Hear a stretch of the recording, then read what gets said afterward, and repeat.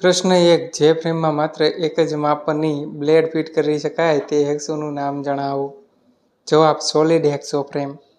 પ્રશ્ન 2. હેક્સો બ્લેડના બંને છેડા ઉપર જે હોલ આપવામાં આવે છે તેનો હેતુ શું હોય છે? જવાબ: હેક્સો ફ્રેમમાં બ્લેડના સેટિંગ માટે.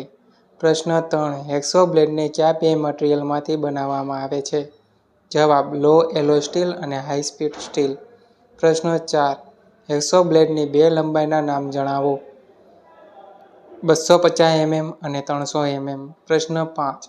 કયા પ્રકારની બ્લેડમાં તેના બંને પિન હોલને જોડી આખી લંબાઈમાં હાર્ડન કરવામાં આવે? જવાબ: ઓલ હાર્ડન બ્લેડ. પ્રશ્ન 6. વળાંકમાં કટિંગ કરવા માટે વપરાતી બ્લેડના નામ જણાવો.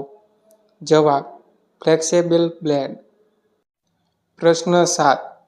બ્લેડની જાડાઈ કરતાં તેનો ખાંચો વધારે પહોળો બને છે. ક્યારે અને કેવી રીતે?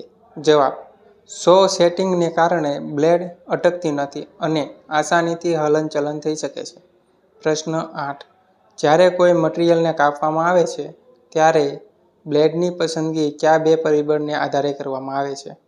જવાબ: મટીરીયલનો આકાર અને તેની જાડાઈ. પ્રશ્ન 9. એંગલ પ્લેટમાં આપવામાં આવેલ ખાંચાનો હેતુ શું છે?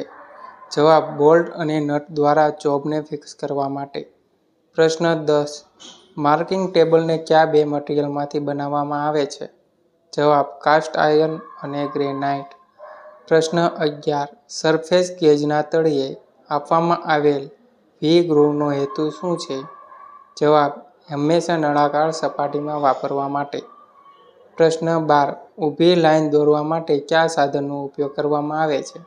જવાબ: એંગલ પ્લેટ અથવા તો વી બ્લોક. પ્રશ્ન 13. નીચે આપેલી આકૃતિમાં બે પ્રકારની બ્લેડ આપવામાં આવેલ છે. તેના નામ જણાવો. જે એ પ્રકારની છે તેનું નામ છે સ્ટેગર્ડ સેટ અને બી પ્રકારની છે તેનું નામ છે વેવ સેટ.